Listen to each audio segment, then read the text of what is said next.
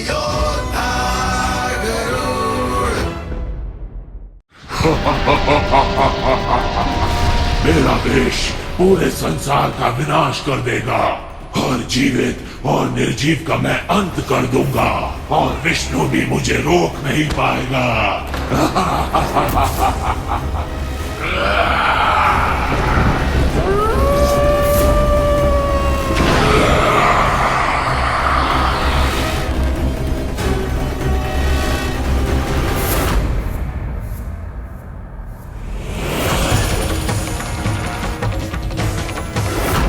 ये हलाहल तो सारे ग्रहों को भी नष्ट कर रहा है। यदि विष्णु जी ने कुछ नहीं किया तो सब समाप्त हो जाएगा। प्रभु, कोई तो उपाय होगा इस विष से बचने का।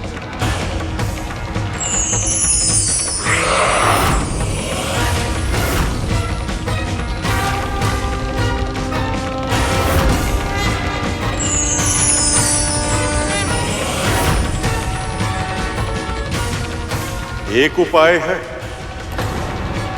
जिनमें सब लय होते हैं। यदि इस विष को भी वह स्वयं में लय कर ले तो इसे नियंत्रित किया जा सकता है। महादेव,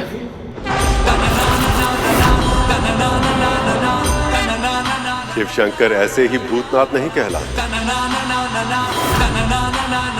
वो भूत, प्रेत, पिशाच, निशाचर सबको अपनाते हैं।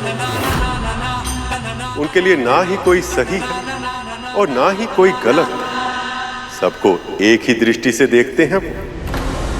कोई बहुत ही महत्वपूर्ण पद पे आसीन हो या विश्व से तिरस्कृत, संसार में कोई भी ऐसा प्राणी नहीं जो उनमें लय न लेता।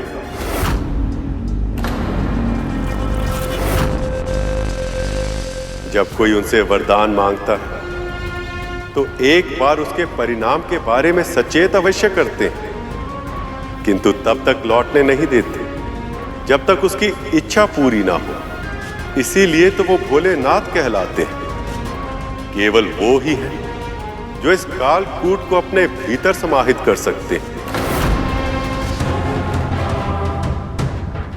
केवल वो ही हैं जो इस संसार को विनाश से बचा सकते हैं।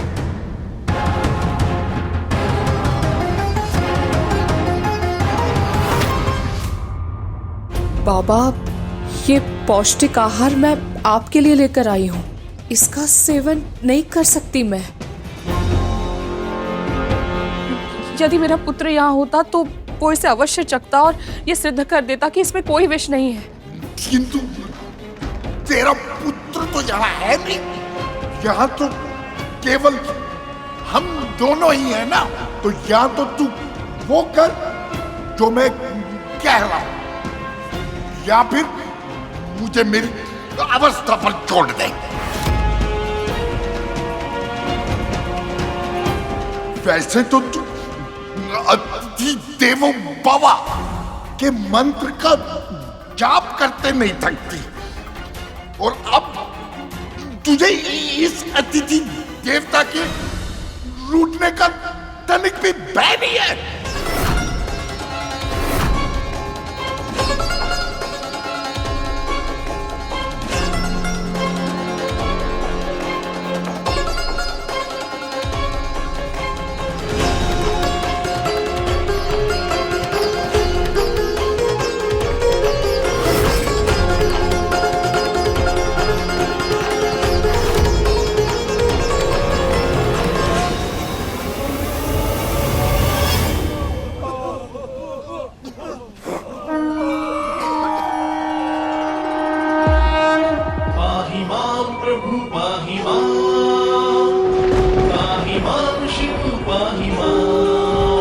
संकट में है ब्रह्मांड, विष से मचा हाहाकार।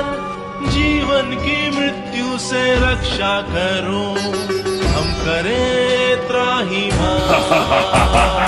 पाहिमाम प्रभु पाहिमाम, पाहिमाम शिव पाहिमाम। मंथन से प्रकट हुआ हलाहल, जीव जंतु होने लगे ओझल। आह्वान करें आप विश्व का रक्षा करो करे त्राहिमाम प्रभु पाहिमाम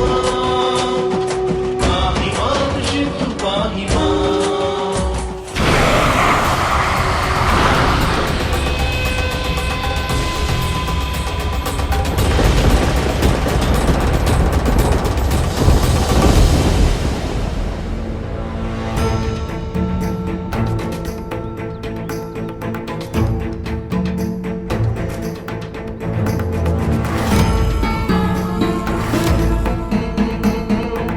अगर विंता माँ ने ये जहरीला खाना खाया तो उनकी मृत्यु निश्चित है।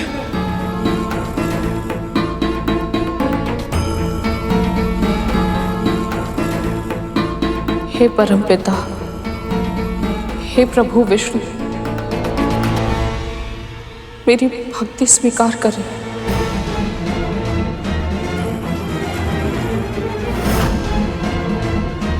यज्ञ शिष्टाशिना संतो मुच्यन्ते सर्व किल विषय भुंजते ते त्वगम पापाये पचन्त्यात्म कारणम। मंत्र का जाप तो कर लिया, किंतु इसका अर्थ भी पता है। जो आध्यात्मिक और धार्मिक व्यक्ति भोजन नारायण को प्रसाद के रूप में अर्पित करने के बाद ही ग्रहण करते हैं, वो सभी प्रकार के पापों से मुक्त हो जाते हैं। पर वो सभी व्यक्ति जो भोजन को अपने स्वाद और आनंद का साधन बनाते हैं, वो भोजन नहीं, साक्षात पाप का भक्षण करते हैं।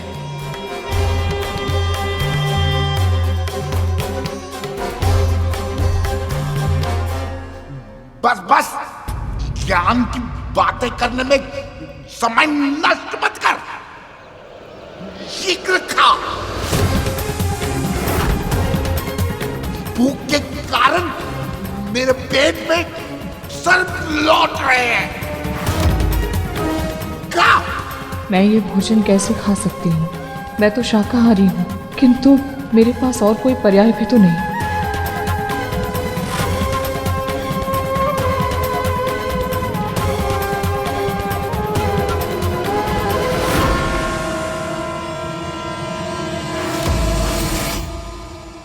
चलो अच्छा, आज इस दासी से भी छुटकारा मिल जाएगा। फिर इस बुढ़े को इस कुटिया के 7 महल के बाहर फेंक दूंगा।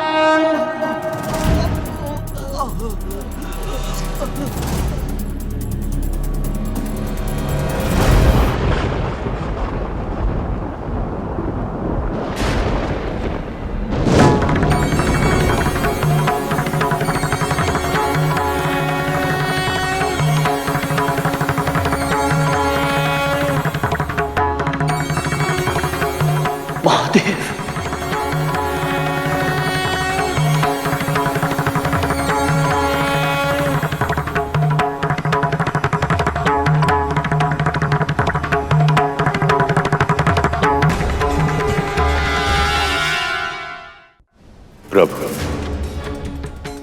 आप अपने भक्तों के कष्टों से अनभिज्ञ नहीं।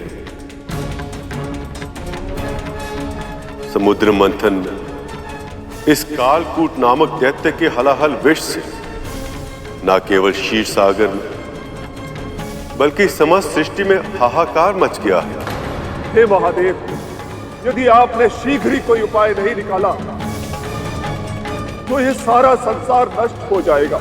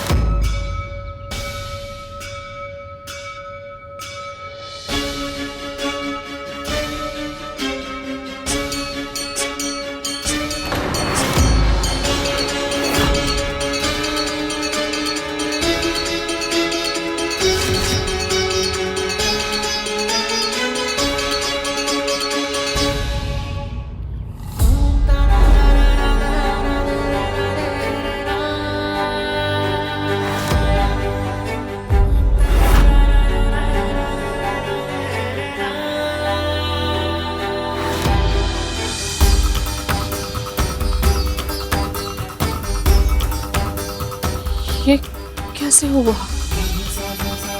ये खीर कैसे बन गई?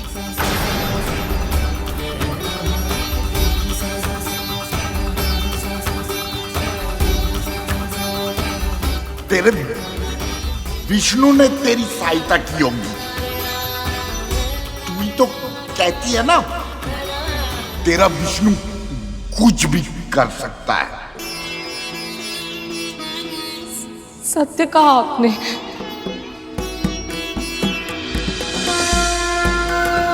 अवश्य ही मेरे प्रभु ने मुझ पर दया की है। आपका बहुत बहुत धन्यवाद नारायण, बहुत बहुत धन्यवाद। ये दोनों क्या कह रहे हैं? लगता है तुझे मेरे प्राणों की कोई चिंता नहीं है। पहले इतना समय नष्ट हो गया है, अब भी तू तेरे विष्णु के गुणगान करने में समय बिता रही है। समझ गया मैं, भोजन में विष नहीं है। ला दे।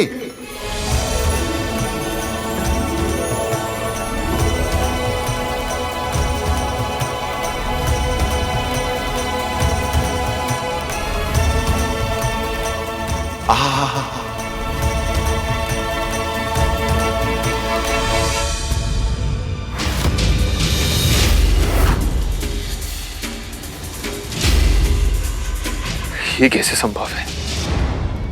मेरे विष का इन दोनों पे कोई असर क्यों नहीं हो रहा? किसी को भी इसके बारे में कोई भनक नहीं लगनी चाहिए।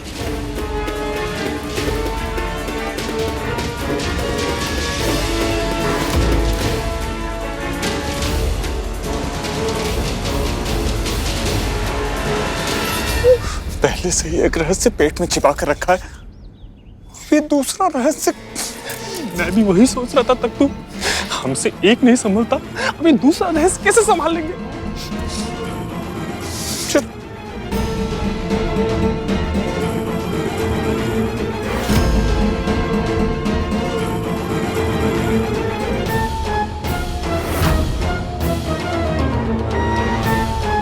तू चाहे कितना भी शक्तिशाली हो कालकूट, किंतु मेरे होते हुए तेरा यहां प्रवेश असंभव है।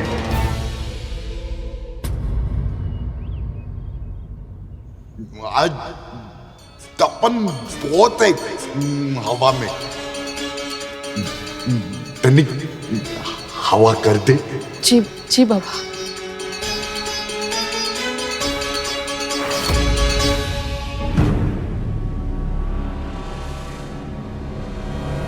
कालकूट की हलाहल से संसार की रक्षा का केवल एक ही उपाय है।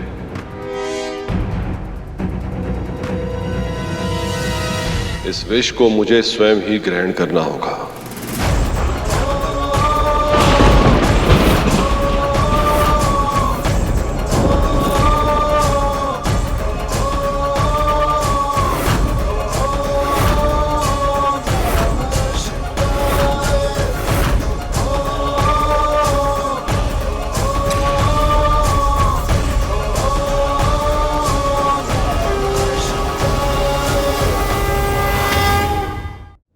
आप ऐसा नहीं कर सकते स्वामी।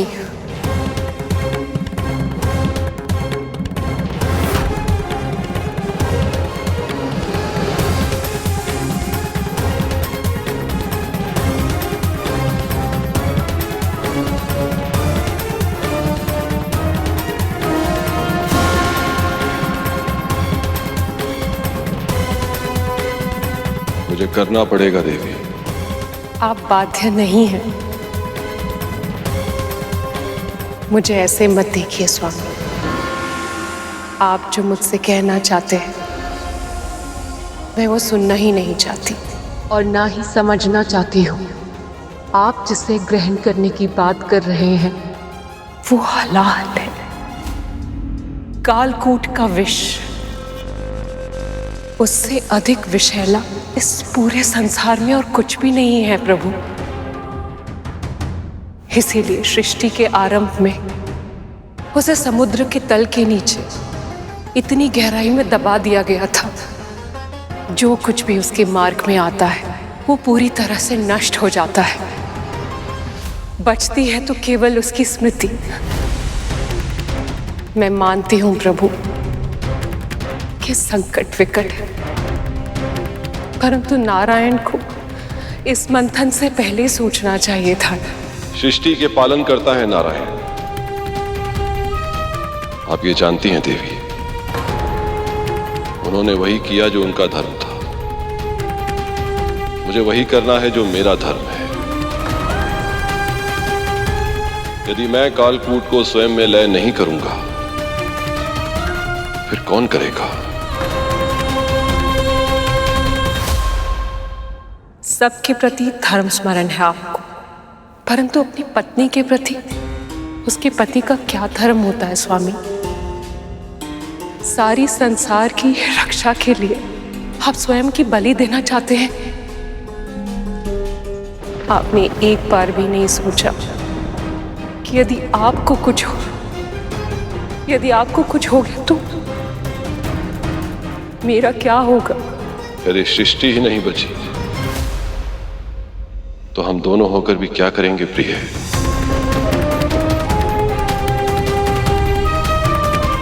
भगवान भक्त की भक्ति में बंधे होते हैं।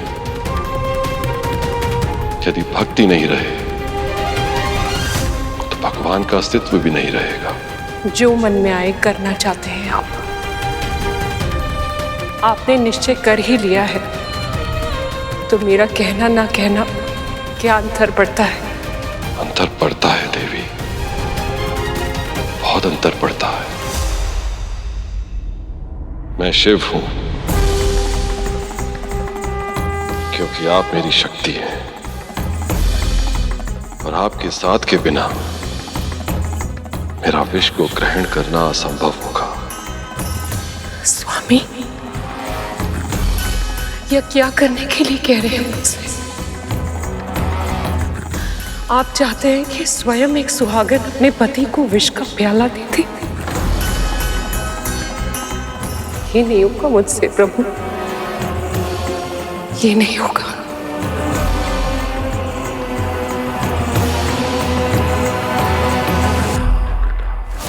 अब तक महादेव ने कुछ किया क्यों नहीं? अग्निदेव, ये इतना सरल नहीं है। वो महादेव हैं, स्वयं भगवान है। उनके लिए क्या कठिन और क्या सरल। हाँ, वो भगवान है, परंतु इसका अर्थ ये नहीं कि उनमें भावनाएं नहीं है। भगवान वो सब कुछ करने में सक्षम है जो इस संसार में और कोई नहीं कर सकता। परंतु इसका अर्थ ये नहीं कि ऐसा करने के लिए शारीरिक, मानसिक और भावनात्मक शक्ति नहीं लगती। जिस हलाहल को हम पल भर के लिए सहन तक नहीं कर पा रहे थे, उसे पूरा का पूरा धारण करने वाले हैं महादेव। जब भक्त संकट में हो तो उसकी रक्षा करने के लिए भगवान दौड़े चले आते हैं, परंतु जब भगवान किसी दुविधा में हो तो उनका साथ कौन देगा?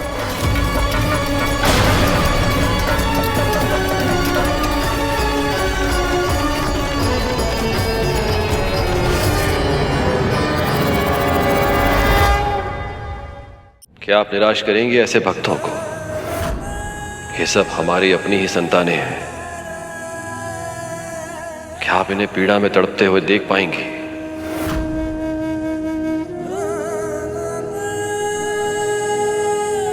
भयानक वेदना में इन्हें प्राण देते हुए देख पाएंगे आप?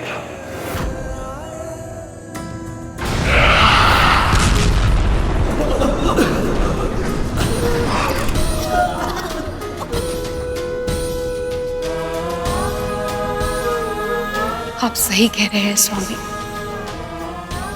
हम अपनी संतानों के साथ ऐसी त्रासदी नहीं होने दे सकते। क्षण भर के लिए तो मैं भूल ही गई कि मैं तो सदा सुहागन हूं। माथे पर बिंदी, मांग में सिंदूर, कान में कुंडल और गले में मंगलसूत्र है प्रभु। हाथ में सुहाग का चूड़ा, पांव में अलता, बिछिया, और जो सुहागन इन सारे अलंकारों से सुसज्जित होती है उसका सुहाग हमेशा अमर होता है। मैं प्रेम को बंधन नहीं बनने दूंगी स्वामी। मैं शक्ति हूं, आपकी शक्ति, और शक्ति ही रहूंगी। जाइए, सृष्टि की रक्षा कीजिए स्वामी। हमारी संतानों का कल्याण कीजिए स्वामी।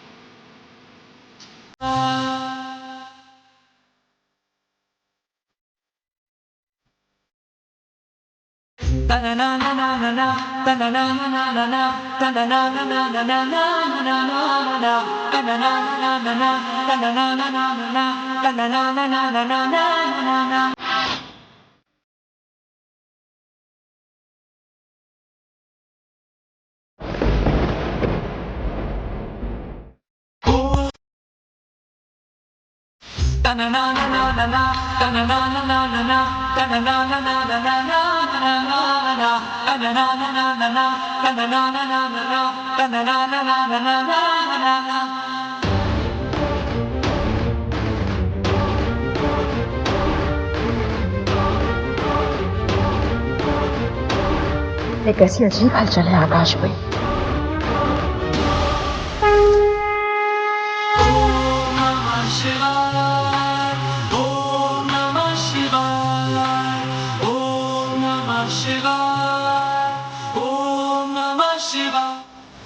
हर हर शिव शंकर कालकंठ कमरूधर काशी कैलाश वासी मृत्युंजय भूतनाथ दानी अब ठहरो दर्शन कल्याणकारी। तनना नना नना तनना नना नना तनना नना नना नना तनना नना नना तनना नना नना तनना नना नना नना। ओम नमः शिवाय, ओम शिवाय, ओम नमः शिवाय, ओम नमः शिवाय।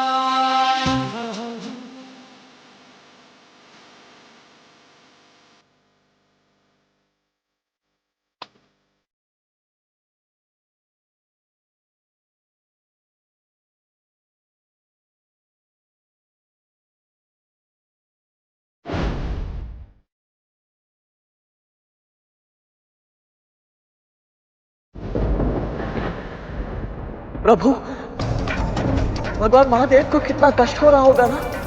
ये हलाहल बुरे विचारों का प्रतीक है गर्ग, जो जितने एक साथ इकट्ठे होते हैं उतने ही विषैले होते जाते हैं। इसलिए हमें ये प्रयास करना चाहिए कि हमारे मन में कभी भी बुरे और अशुद्ध विचार निवास ना कर।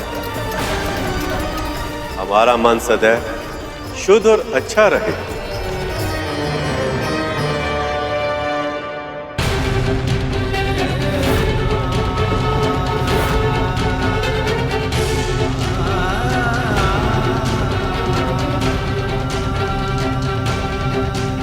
स्वामी के भीतर से ही पूरा ब्रह्मांड संचालित होता है।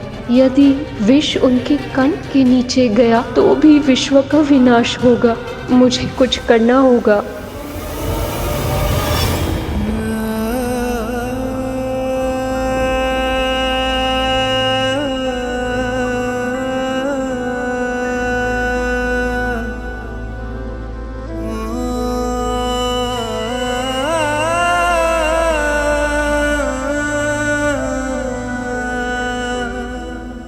प्रभु, आपके उदर में समस्त सृष्टि का वास है।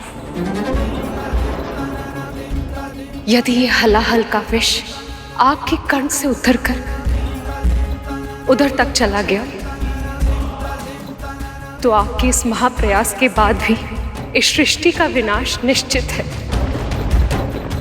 इसीलिए आपको यह हलाहल का विष अपने कंठ में ही रोक कर रखना होगा।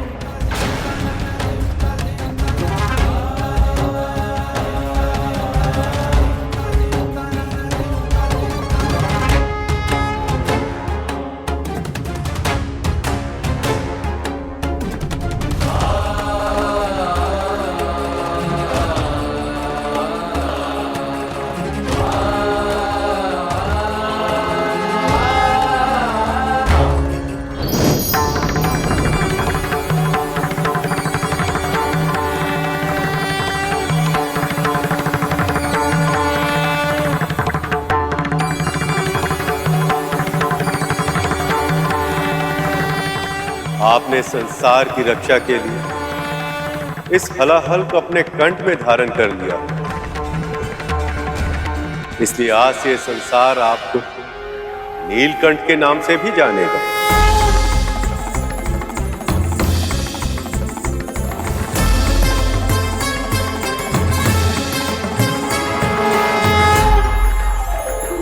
नीलकंठ महादेव भगवान शिव शंकर की जय।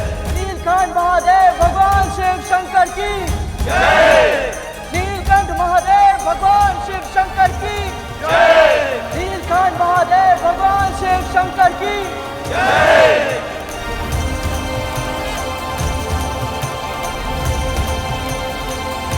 मेरा ये रूप आत्मनियंत्रण का प्रतीक है। विषैले विचार किसी के भी मस्तिष्क में आ सकते हैं, परंतु ये हम पे निर्भर करता है कि हम उनके विष को, उन विचारों की अशुद्धता को अपने भीतर कितनी गहराई तक समाने देते हैं, उसे अपने हृदय में, अपनी आत्मा में प्रवेश करने देते हैं या नहीं। अर्थात मेरे इस रूप की जो भी पूजा करेगा वह सदैव अपने नकारात्मक, तामसिक, अशुद्ध और विषैले विचारों को नियंत्रण में करके प्रसन्न, संतोषप्रद और शांतिपूर्ण जीवन जीने में सफल होगा। नीलकंठ महादेव भगवान शिव शंकर की जय। नीलकंठ महादेव भगवान शिव शंकर की जय।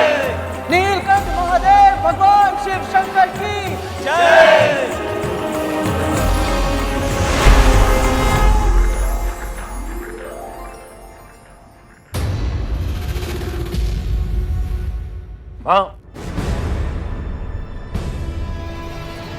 तक्षक, न जाने ये मेरा भ्रम है या सत्य, पर मुझे अभी अभी ऐसा लगा कि महादेव की कृपा से कोई बहुत बड़ा संकट टल गया है। माँ, आपने अभी अभी वासुकी भैया के साथ महादेव के दर्शन किए। आपका ऐसा अनुभव करना स्वाभाविक है। हो सकता है, किंतु मैं ये भी जानती हूँ तक्षक कि इस मंथन में हर समय प्रभु विष्णु सभी के साथ है, किंतु फिर भी मेरा मन न जाने क्यों वासुकी को लेकर चिंतित है। बस वो सुरक्षित हो।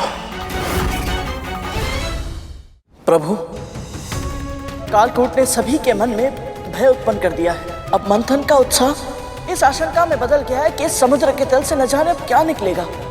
कभी कभी आशंका की स्थिति भी अच्छी होती है गरुड़। व्यक्ति को ये पता होता है कि उसका मन क्या चाहता है और मस्तिष्क ये जानता है कि उस इच्छा को प्राप्त करने के लिए कितनी कठिनाइयों का सामना करना पड़ेगा, और इसीलिए उस व्यक्ति के प्रयासों में और अधिक दृढ़ता आ जाती है। नारायण नारायण। देवगण, दानवगण, भयभीत होकर पीछे हटने से लक्ष्य की प्राप्ति नहीं होगी। मंथन आरंभ कीजिए।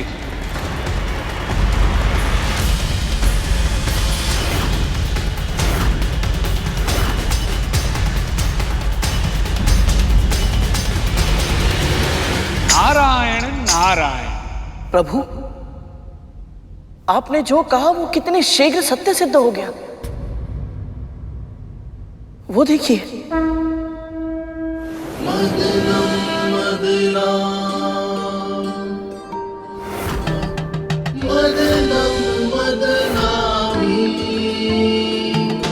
सृष्टि के कल्याण में, रत्नों के संधान में, श्री हरि मिलन की आस में,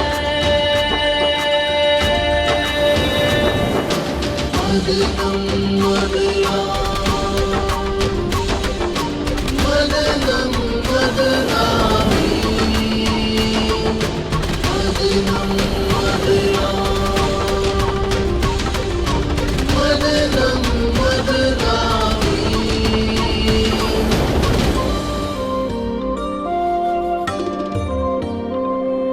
पहली बार देवों और दानवों का ध्यान कहीं और नहीं, मंथन पर केंद्रित है। हाँ प्रभु, अब ना तो देवता वासुकी के मुंह की ओर का सिरा थामने के कारण असुरों का उपहास कर रहे हैं, और ना ही असुर अपनी इस विवशता से क्रोपित हैं। दोनों ही पक्ष सब कुछ भुलाकर अपनी पूरी इच्छा शक्ति से क्षीर सागर को मथ रहे हैं। प्रभु, अब तो माता लक्ष्मी प्रकट होंगी ना? आशा तो मुझे भी यही है गरुड़, पर निश्चित रूप से मैं भी नहीं जानता। ये मंथन देव और दानव कर रहे हैं, इसलिए समुद्र के तल से क्या बाहर आएगा और कौन उसे ग्रहण करेगा, ये सब उन्हीं के प्रयत्नों पर निर्भर करेगा। और इसलिए कुछ भी पहले से बता पाना असंभव है। यदि हमारे जीवन में अनिश्चितता ना हो तो जीवन नीरस हो जाए। स्वयं विचार कर, यदि हमारे जीवन में सब कुछ हमारी आशा के अनुरूप हो या सब कुछ आशा के विरुद्ध हो, तो दोनों ही परिस्थितियों में जीवन कैसा होगा? एकर सता से परिपूर्ण, उबा हुआ। पर गरुड़ इससे सहमत नहीं। दुविधा को दबाना नहीं चाहिए गरुड़, जो भी मन में निश्चिंत होकर कहो। प्रभु, जब अपनी इच्छा पूरी ही ना हो, बल्कि जो भी हो उसके विपरीत ही हो, तो हतोत्साहित अनुभव करना स्वाभाविक है ना?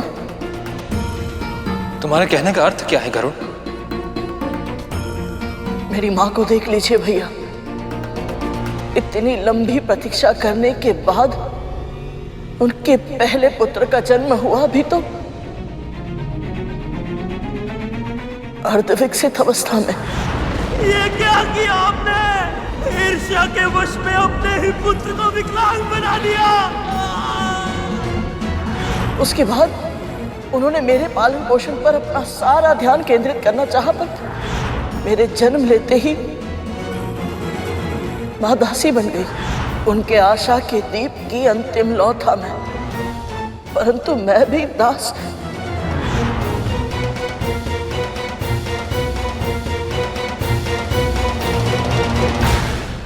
हर अंधेरी रात के बाद सूर्य का उदय होना पहले से ही निश्चित है गर्ग। वैसे ही हर दुख के बाद सुख का आना पहले से ही निर्धारित है। परम पूज्य ब्रह्मा जी ने इस सृष्टि की रचना ही ऐसे की कि समय चाहे अच्छा हो या बुरा सदैव एक सा नहीं रहता, ऋतुओं की तरह बदलता रहता है। समय आ गया है, अब इसे अपने भविष्य का आभास हो जाना चाहिए।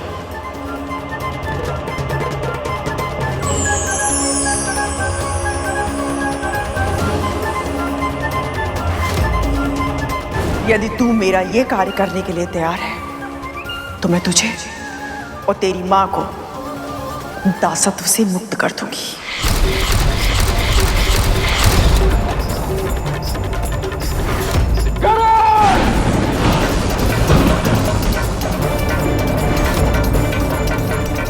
तुम्हें ऐसा नहीं करना चाहिए करो, इस पे तुम्हारा अधिकार नहीं।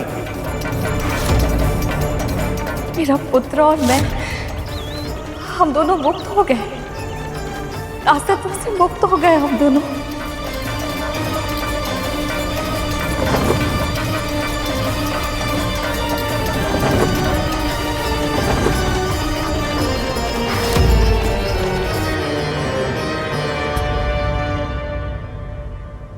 भविष्य के गर्भ में क्या छिपा है कि जाने बिना अपने कर्म करते रहने से चिंतन बढ़ता है और जान लेने से चिंता आ रहा है। कुछ आ रहा है। कहीं कुछ हानिकारक तो नहीं? देखो देखो वो क्या है?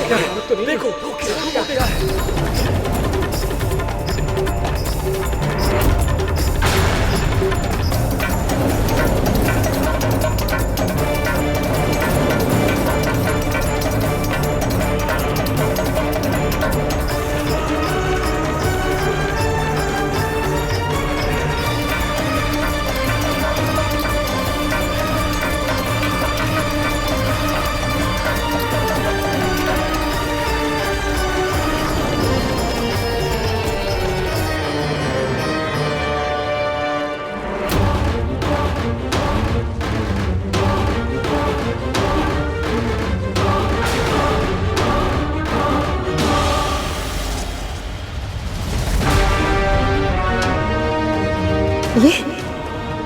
ये क्या हो रहा है?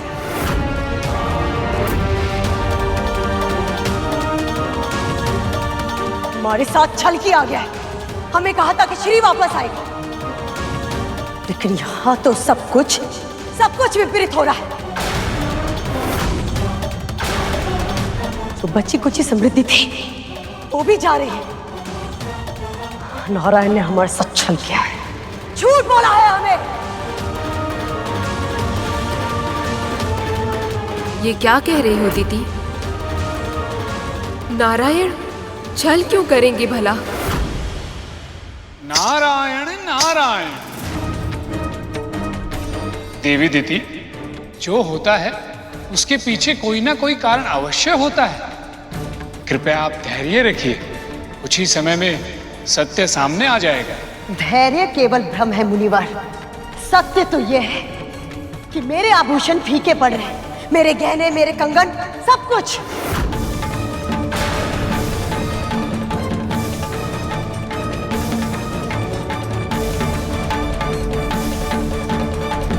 ये संकेत माता लक्ष्मी के आने के तो नहीं हो सकते प्रभु। तो फिर ये कौन आ रहा है प्रभु?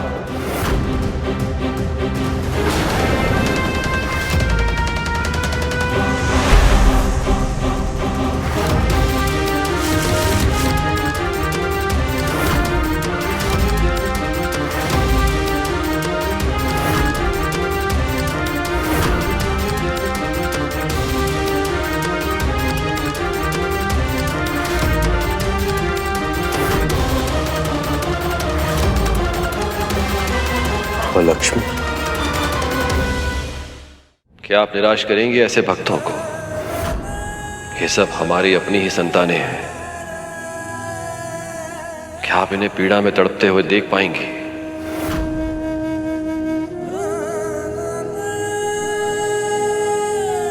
भयानक वेदना में इन्हें प्राण देते हुए देख पाएंगी आप।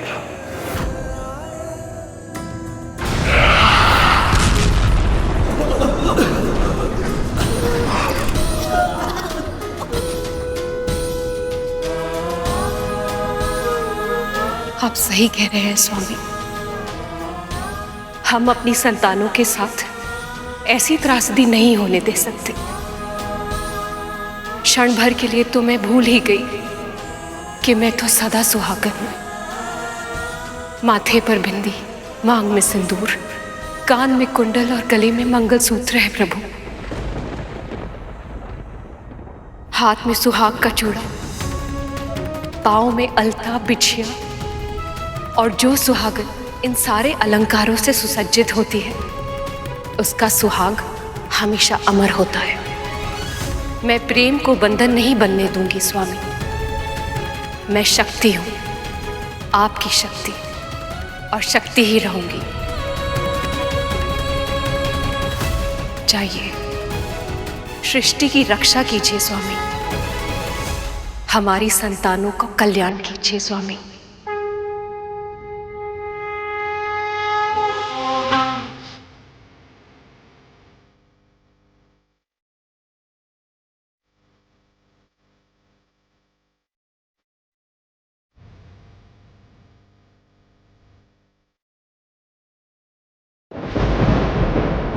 प्रभु, अब तो माता लक्ष्मी प्रकट होंगी ना?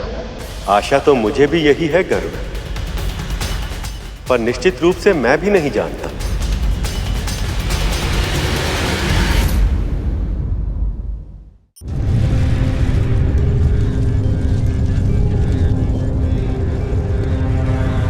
ये संकेत माता लक्ष्मी के आने के तो नहीं हो सकते प्रभु। तो फिर ये कौन आ रहा है प्रभु?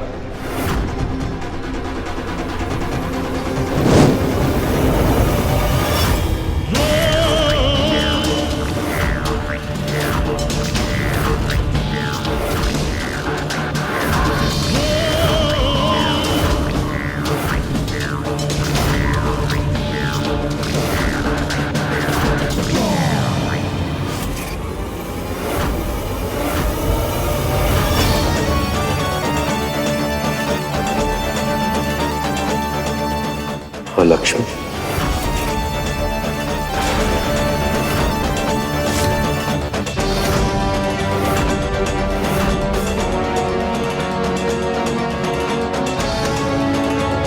अलक्ष्मी? अलक्ष्मी माँ लक्ष्मी की बड़ी बहन है, किंतु गुण और स्वभाव से दोनों ही बिल्कुल विपरीत हैं। यदि माँ लक्ष्मी सुख और समृद्धि की जननी है तो माँ लक्ष्मी दुख और दरिद्रता का प्रतीक है।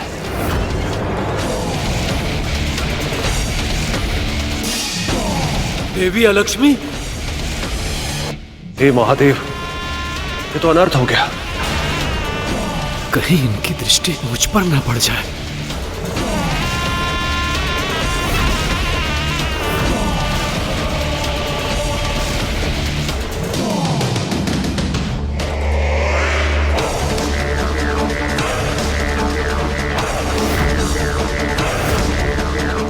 प्रभु, ये सभी अलक्ष्मी माँ से इतना भयभीत क्यों हो रहे हैं? क्योंकि इन्हें भय कि यदि इनके जीवन में देवी अलक्ष्मी की छाया भी पड़ गई तो इनके जीवन में दुख और दरिद्रता छा जाएगी।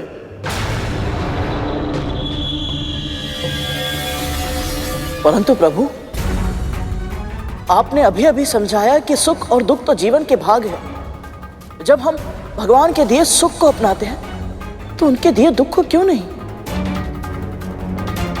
माता अलक्ष्मी जैसी भी है, परंतु है तो मां स्वरूप ही। यदि अलक्ष्मी की दृष्टि हम पर पड़ी तो हम पर विघ्न पहाड़ टूट पड़ेंगे।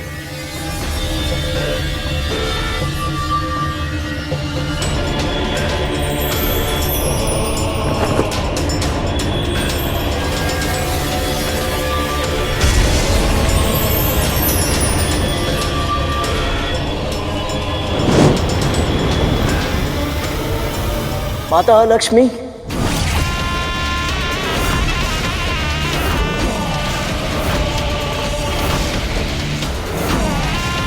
मेरा प्रणाम स्वीकार करें।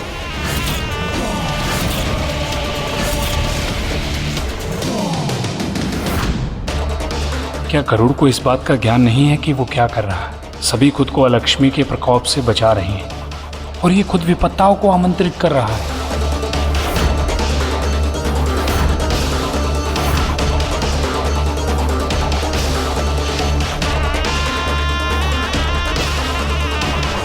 मूर्ख, बुद्धू,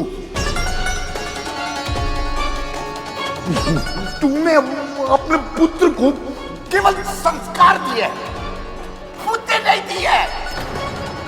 पर हुआ क्या है बाबा? आप ऐसा क्यों कह रहे हैं? अभी अभी वो कौवा बता के गया कि समंदर बंधन से लक्ष्मी प्रकट हुई है और तेरे पुत्र ने उनको प्रणाम कर दिया। यदि उसके प्रणाम से वो प्रसन्न हो गई तो तेरे घर में आके निवास करेगी। तू और तेरा परिवार तो कष्टाएगा ही, साथ में मुझे भी न जाने संसार के कितने कष्ट सहने पड़ेंगे। इससे अच्छा तो मैं वन में सुखी था।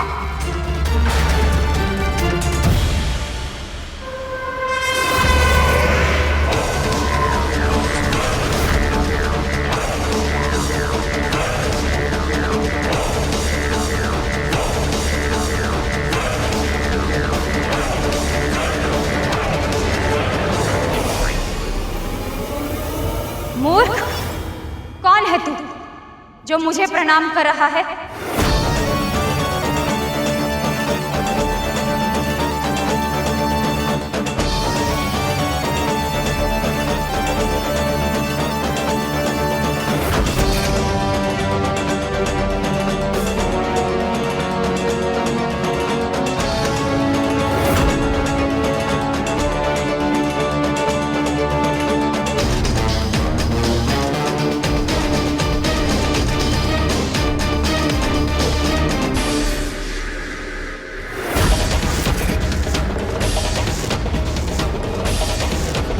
महर्षि कश्यप और मां विंता का छोटा पुत्र गरुड़ हूं मैं मां।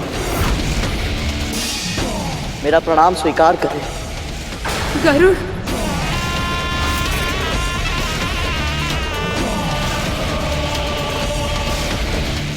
मूर्ख है ये गरुड़, तुझे ज्ञात ही नहीं अभी तूने किस आपदा को निमंत्रण दिया है। केवल ज्ञान होना पर्याप्त नहीं होता, विवेक भी होना चाहिए। किंतु तेरा पुत्र जब तक किसी संकट में न फंसे उसे शांति नहीं मिलती। व्यर्थी अलक्ष्मी को आमंत्रित कर दिया। तुझे भय नहीं लगता? यदि मैंने तेरा प्रणाम स्वीकार कर लिया तो तेरे जीवन में दुख और दरिद्रता छा जाएगी।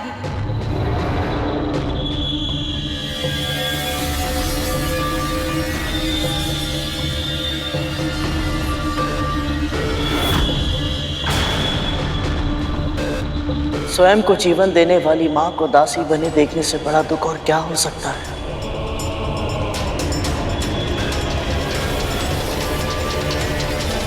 सब कुछ जानते हुए भी उन्हें मुक्त ना कराने से बड़ी दरिद्रता क्या कुछ और हो सकती है? बाबा, उसके मन में कोई कालिमा नहीं है। अपने पराये का भेद तो उसने सीखा ही नहीं है, इसलिए तो वो माओ के बीच में अंतर नहीं कर पाता। लेकिन तुझे तो अंतर करना पड़ेगा ना। अब यदि उसके कारण लक्ष्मी तेरे यहाँ निवास करने आ गई तो वो महल देख रही है ना। उस महल की दुर्दशा तेरी इस कुटिया से भी अधिक हो जाएगी। जितने दुख तू अभी भुगत रही है ना, उससे कहीं अधिक दुख तेरी बहन और उसके पुत्रों को भोगना पड़ेगा। और ये दुख वहीं नहीं रुकेगा, तेरा पता पूछते हुए यहाँ तक आ जाएगा। तुम सब तो कष्ट भोगोगे ही, तुम सबके साथ आज में खून की तरफ मैं भी जाऊंगा।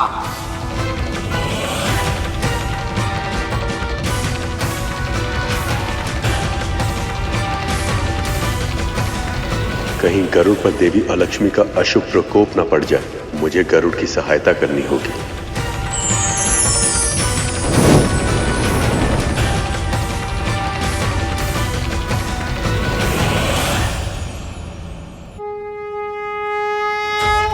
अलक्ष्मी का प्रणाम स्वीकार हो नारायण। आपके मंथन के कारण मैं समुद्र से बाहर तो आ गई, पर देवों और दानवों में से कोई भी मेरे निकट तक नहीं आना चाहता। मैं कहाँ जाऊं नारायण?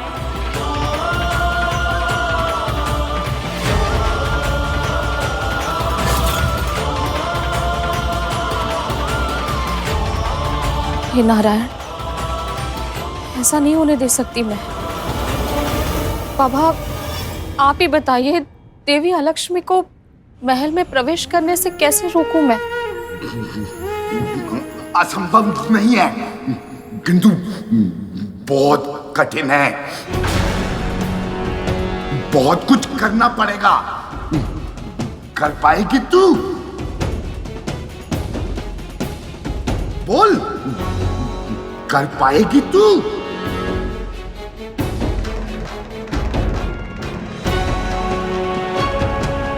जहां जहां देवी लक्ष्मी का जाना असंभव हो, वो सभी स्थान आपके लिए ही हैं।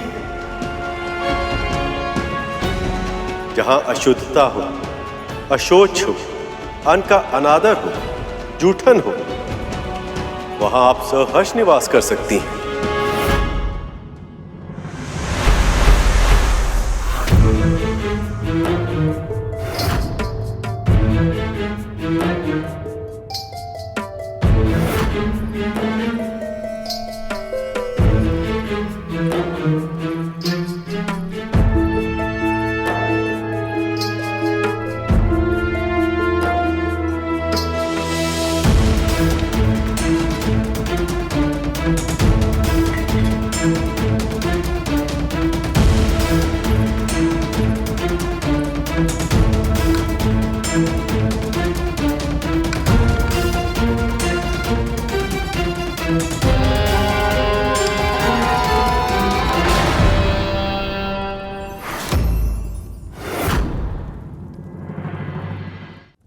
तूने मुझे रोका, इतना तो साहस। जहां सत्य और संस्कार का अनादर होता हो, छोटी छोटी बातों पर कलह और कलेश होता हो, वहां आप निवास कर सकती हैं देवी।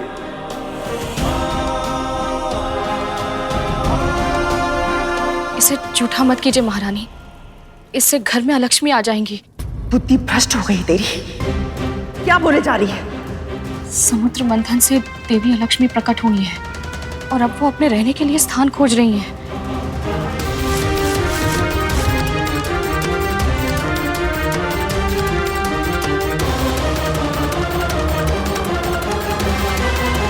तुझे किसने बताया ये? वो बाबा है ना, उन्हें कौवे ने बताया। क्या कह रही है तू? कौन सा कौवा और क्या बताया उसने? वो सब अभी समझाने का समय नहीं है महारानी। सबसे पहले हमें इस पूरे महल को ठीक से स्वच्छ करना होगा। कहीं भी कोई भी ऐसी वस्तु नहीं होनी चाहिए जो दरिद्रता को आकर्षित करे। कितनी अंधविश्वासी हो गई है तू। यदि मैंने थोड़ा सा भोजन चख लिया तो कोई पहाड़ टूट पड़ेगा या बिजली गिर जाएगी। भोजन झूठा हो जाएगा महारानी, और झूठे भोजन का भोग नहीं लग सकता। जहां अन्न का भोग ना लगता हो, वहां देवी लक्ष्मी का वास कभी नहीं हो सकता। और जहां देवी लक्ष्मी का जाना असंभव हो, वहां अलक्ष्मी आ जाती हैं।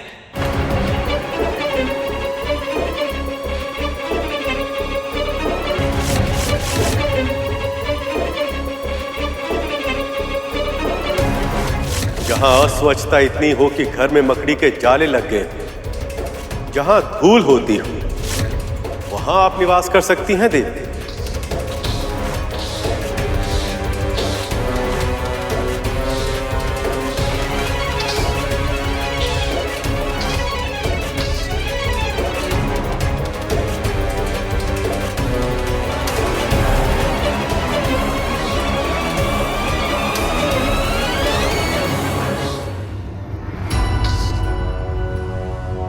ये लीजिए दासी माँ।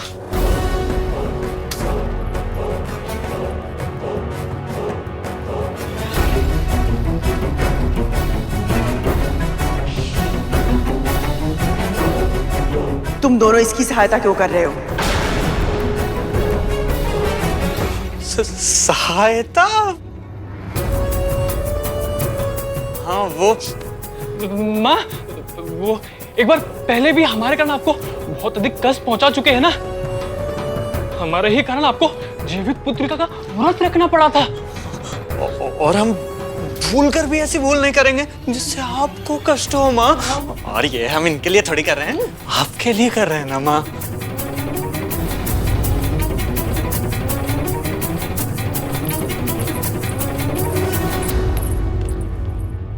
जहां के निवासी पांव धोए बिना आसन पर चढ़ जाते हैं और सदैव अपने पांव हिलाते रहते हैं, वहां भी दरिद्रता आती है।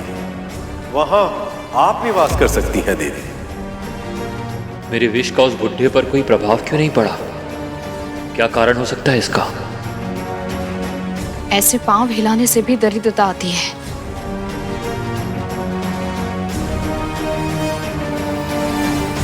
वो कैसे वे माता? पांव हमारी स्थिरता के प्रतीक होते हैं। यदि हम ऐसे लेटकर पांव हिलाते हैं तो इससे हमारी स्थिरता समाप्त होती है और हम अस्थिर होते जाते हैं, और ये हमारे अस्तित्व के लिए संकट बन जाता है। इसी तरह यदि गंदे पांवों के साथ विश्राम किया जाए तो बुरे स्वप्न आते हैं। तो कालिया भैया को तो कल से बुरे स्वप्न आ रहे हैं। वो इस बात से चिंतित है कि कहीं उनके विष का प्रभाव समाप्त तो नहीं हो गया। तब तो फिर हमें शीघ्र ही उन्हें रोकना चाहिए। चलो, पर कैसे?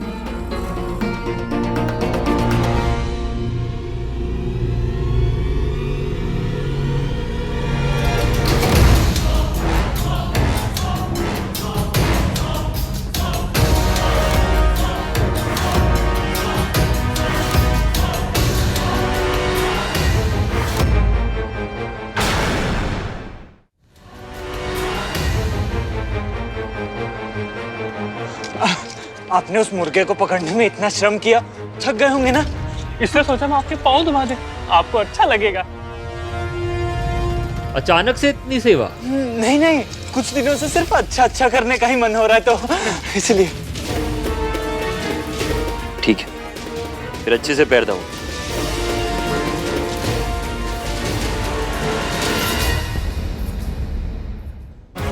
सभी अपने घर को तो स्वच्छ रखते हैं, पर अपनी गंदगी, अपने कूड़े को निकालकर बाहर रख देते हैं।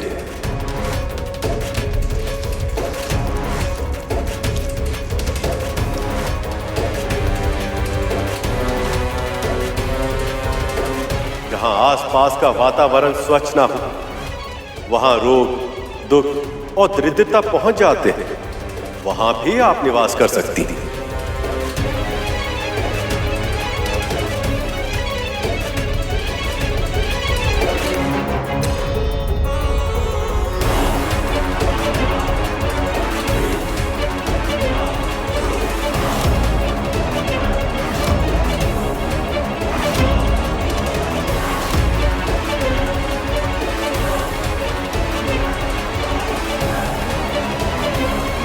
ये महल तो स्वच्छ है, यहाँ सुंदर रंगोली भी बन रही है, सुगंध और शुद्धता भी है। यहाँ के वातावरण में एक शुभ ऊर्जा का वास है। मैं यहाँ नहीं रह सकती।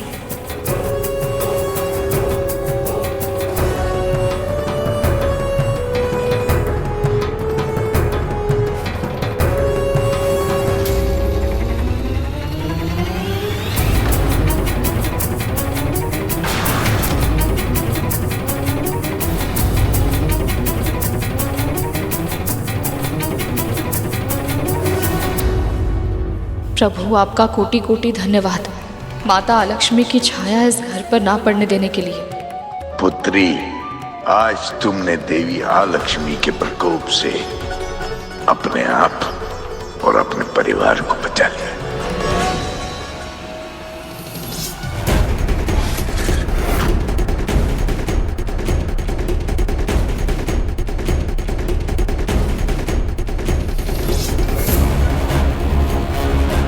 तुझे क्या हुआ?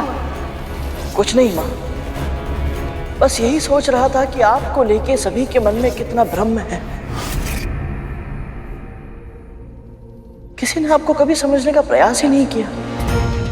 आपका स्वभाव तनिक कठोर अवश्य है, परंतु आप हम सभी को प्रेम भी करती हैं। आप अपनी संतानों को और अधिक उत्तम बनने के लिए, अच्छा बनने के लिए प्रेरित करती हैं और इस तरह आप उनके जीवन में सुख और प्रसन्नता भर देती है। बहुत प्रशंसा कर रहा है, परंतु मैं अच्छी तरह से जानती हूँ कि उनकी दृष्टि में मैं क्या हूँ। ये सब क्या सोचते हैं मेरे बारे में? ऐसा नहीं है माँ। अच्छा, तू समुद्र के भीतर आया था ना, लक्ष्मी से भी मिला था। अब तू ही बता, वो अधिक सुंदर है या मैं?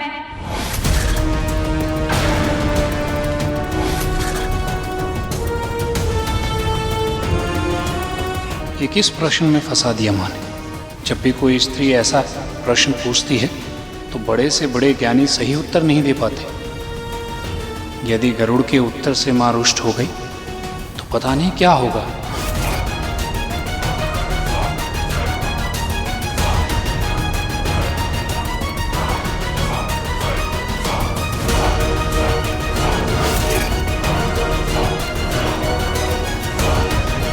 माँ, माता लक्ष्मी आते हुए अच्छी लगती है और आप जाते हुए।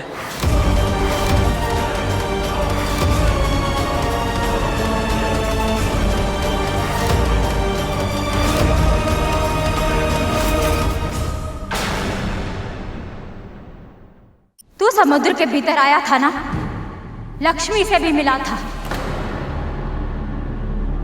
तो अब तू ही बता, वो अधिक सुंदर है या मैं?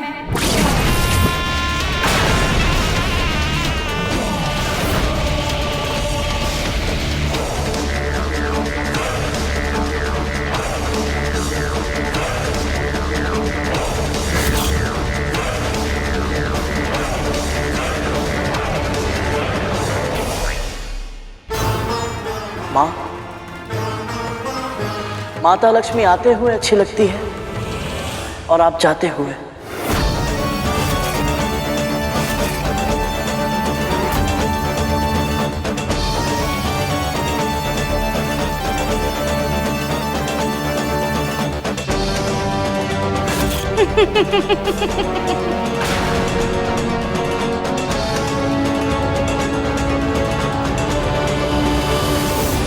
मुझे तेरा उत्तर अच्छा लगा।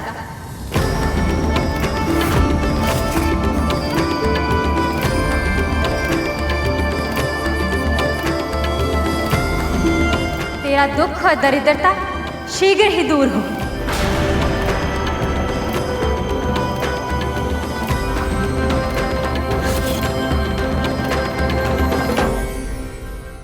परिस्थितियां कितनी भी कठिन क्यों ना हो, ये इतनी आसानी से बच कैसे जाता है?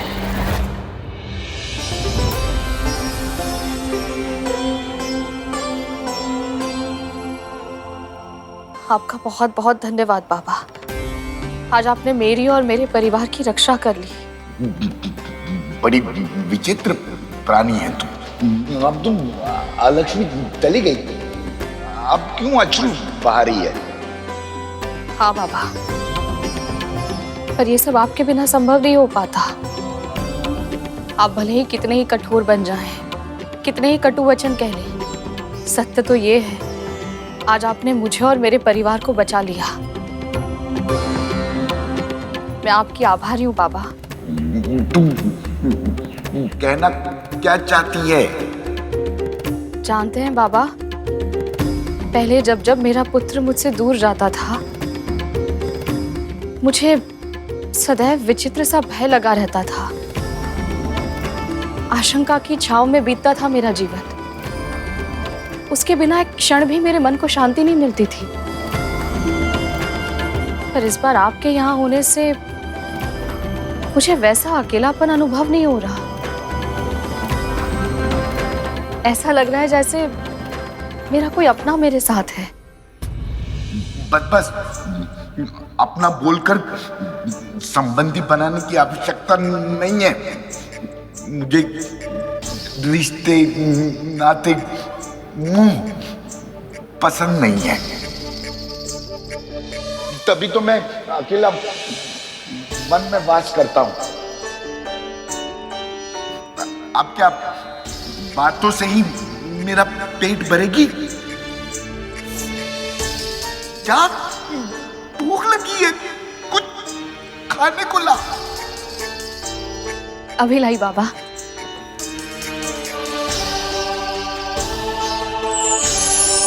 यदि तू इस परीक्षा को परिपूर्ण कर ली तो तुझे ऐसा आशीर्वाद दूंगा कि तेरे सारे कष्ट दूर हो जाएंगे। प्रभु, निवास के लिए स्थान मुझे कहीं ना कहीं मिल ही जाएगा, पर हर स्त्री की तरह मेरा भी एक स्वप्न है कि मुझे भी कोई जीवन साथी मिले, कोई हो जिसे मैं अपना सकूं और जो मुझे अपना ले पूरे मन के साथ।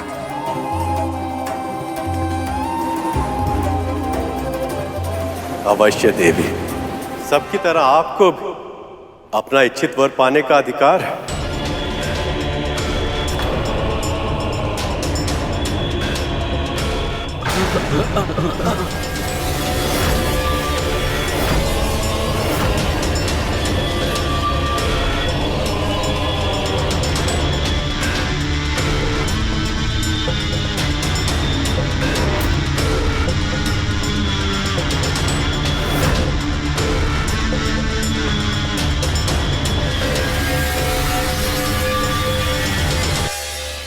कोई भी मेरे गुण दोषों के साथ मुझे स्वीकार करने के लिए तैयार नहीं है नारायण।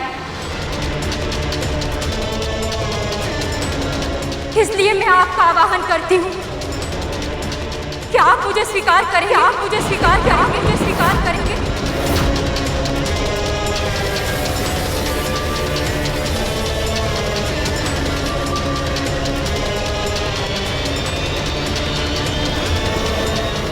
आप भी सबकी तरह मुझे। मेरे कथन को अन्यथा मत लीजिएगा देवी, पर विवाह तभी करना चाहिए जब वर और वधू तन, मन और आत्मा से एक हो।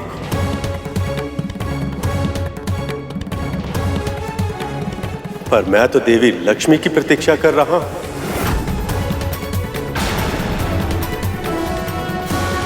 छोटी बहन का सौभाग्य बड़ी बहन का दुर्भाग्य नहीं बन सकता नारायण। मुझे भी ऐसा ही वर चाहिए जिसमें आपका अंश हो। मैं आपकी ये इच्छा पूर्ण करने में असमर्थ हूं देवी, पर मैं आपको दिव्य दृष्टि का वरदान अवश्य दूंगा, जिसकी सहायता से आप अपने लिए योग्य और उपयुक्त वर ढूंढ पाए।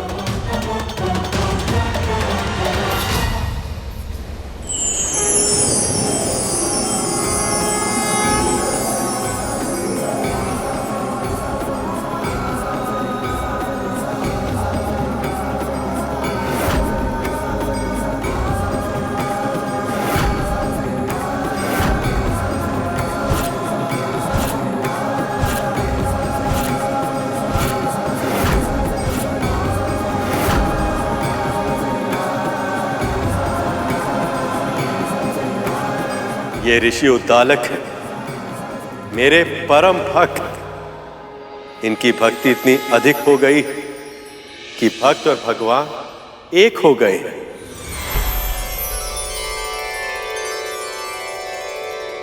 ये मुझे स्वीकार है नारायण।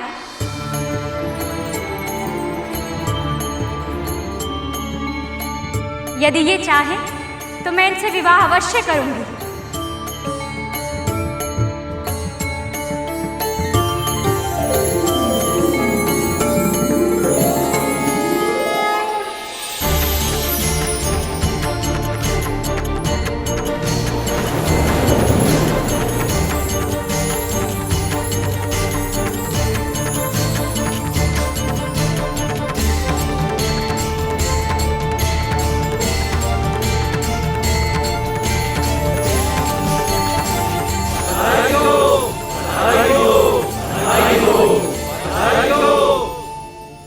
आपका जीवन शुभमय हो अलक्ष्मी।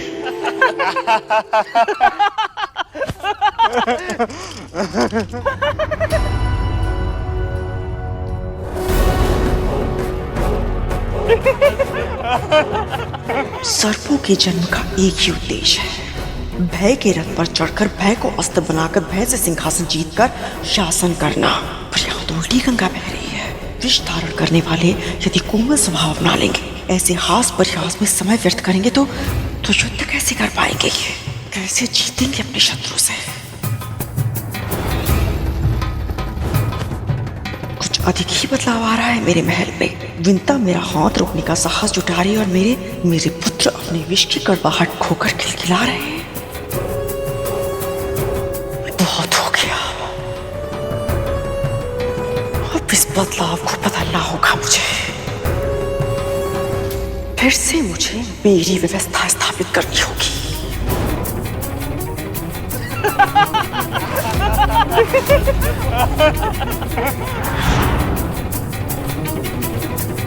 प्रभु आपकी कृपा से मंथन फिर से आरंभ हो गया।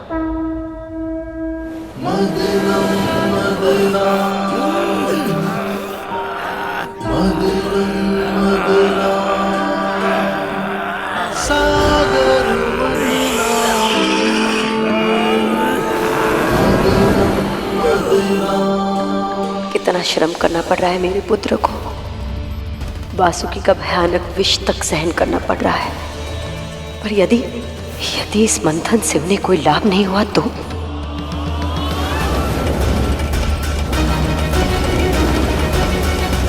बलि,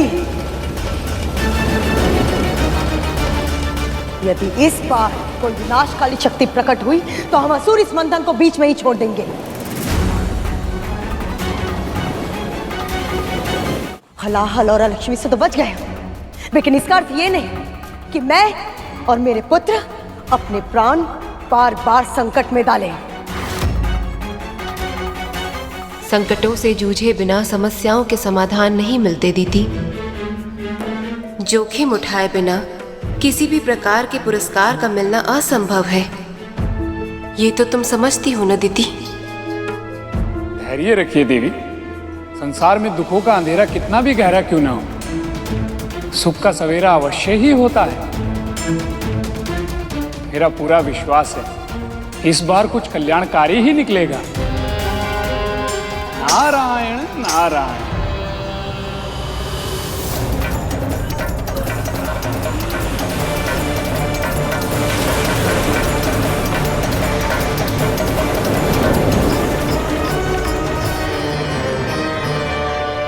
प्रभु,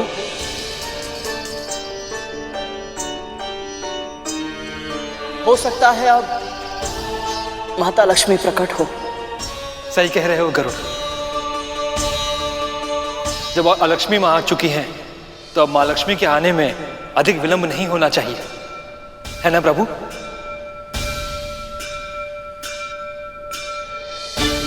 आपकी आंखें आपके मन का दर्पण है प्रभु। ये बता रही है कि अपनों के आने की प्रतीक्षा करना कितना कठिन होता है। मेरी माँ भी ऐसे ही मेरी प्रतीक्षा कर रही होंगी।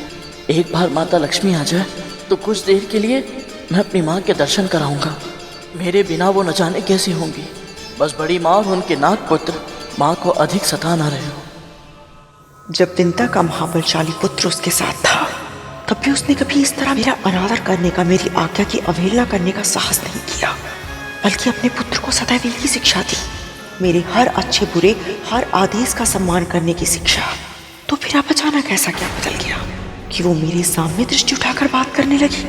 आप बिल्कुल सही सोच रही हैं माँ। कुछ तो निश्चित रूप से बदला है। तुम्हें मेरे मन की बात कैसे पता चली? माँ, यदि माँ अपने पुत्रों के मन की बात पढ़ सकती है, तो पुत्र भी तो अपनी माँ का मन पढ़ सकते हैं।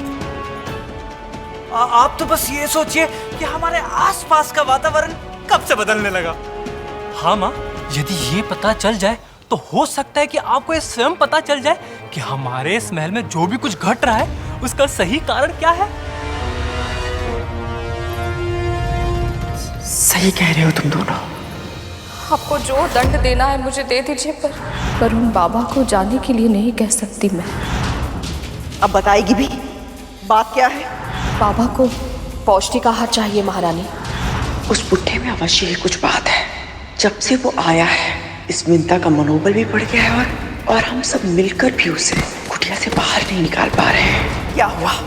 फेंक दिया उस बूढ़े को बाहर? उसे महल से बाहर फेंकना तो दूर की बात है माँ, हम दोनों उस मायावी के आसपास भी नहीं पहुंच पा रहे माँ। जब से उस बुढ़े ने इस महल में प्रवेश किया है तब से ही सारी गड़बड़ चल रही है। कुछ दिन पहले मुझे भी एक तीव्र झटका लगा था। अवश्य वो बुढ़ा सारी समस्या की जड़ है। समस्या की जड़? नहीं नहीं माँ, वो तो समाधान।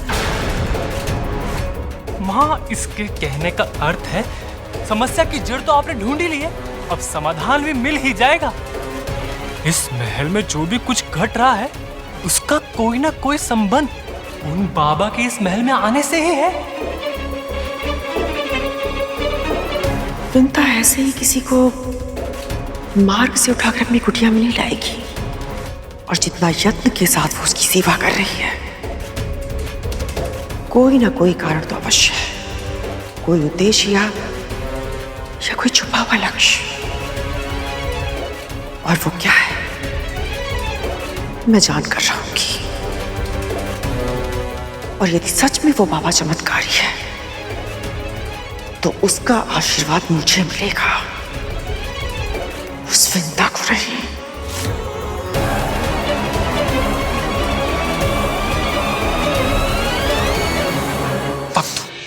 माँ कब बदलेंगी? अरे धूमल, ये बोल माँ कब सुधरेंगी?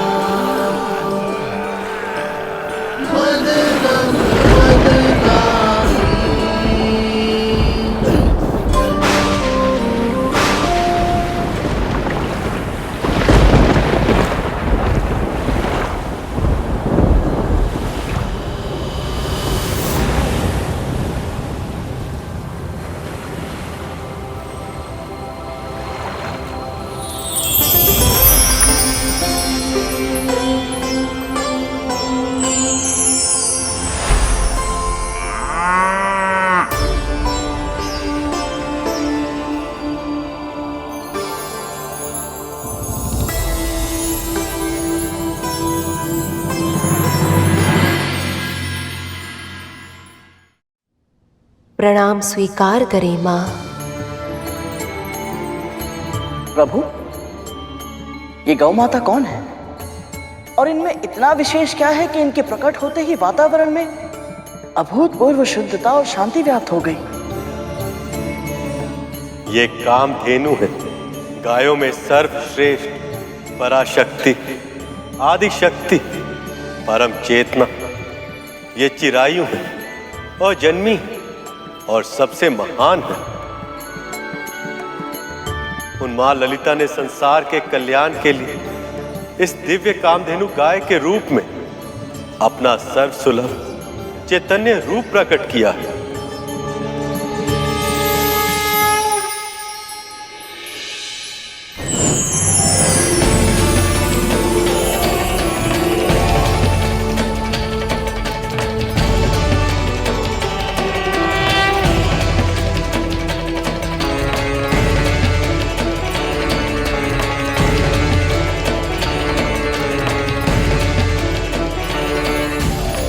इनके विशेष लक्षण क्या है प्रभु?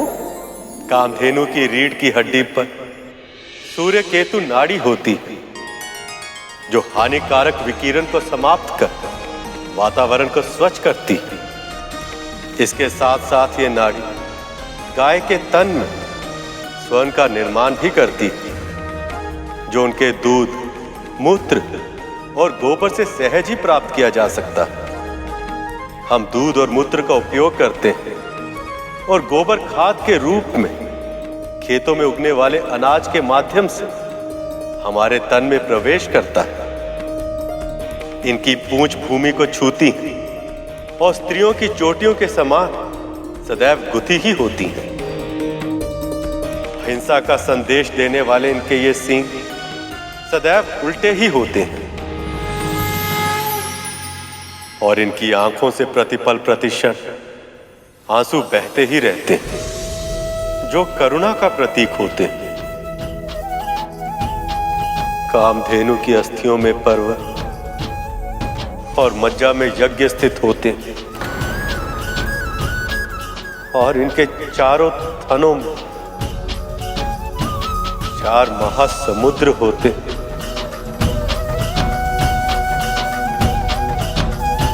और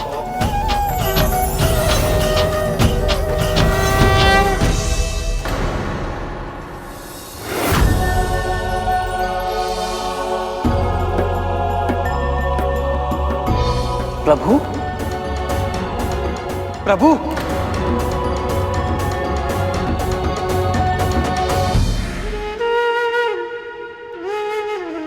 क्या हुआ प्रभु? आप अचानक कितने भावुक क्यों हो गए? नारायण भावुक इसीलिए हो गए क्योंकि कामधेनु के पिछले भाग में देवी लक्ष्मी का वास होता है।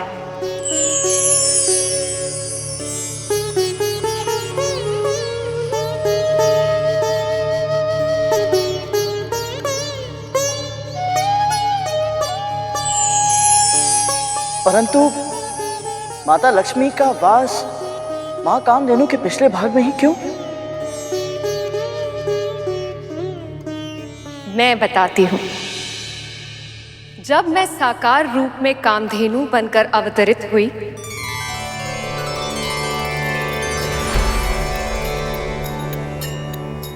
तब सभी देवी देवता मुझ में स्थान ग्रहण करने आए।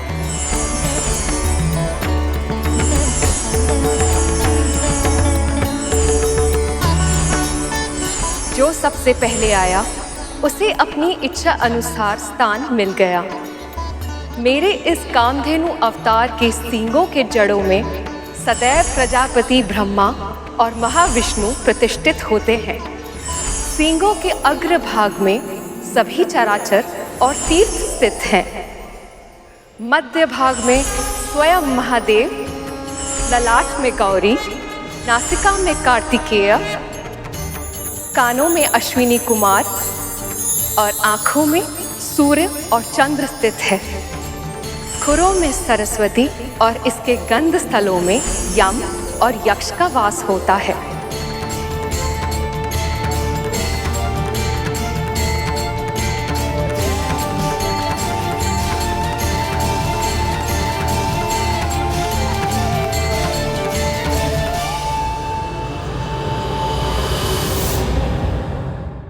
पक्षीराज गरुड़ के साहस भरे कारनामे देखने के लिए चैनल को सब्सक्राइब करें और साथ ही बेल आइकॉन दबाना न भूलें।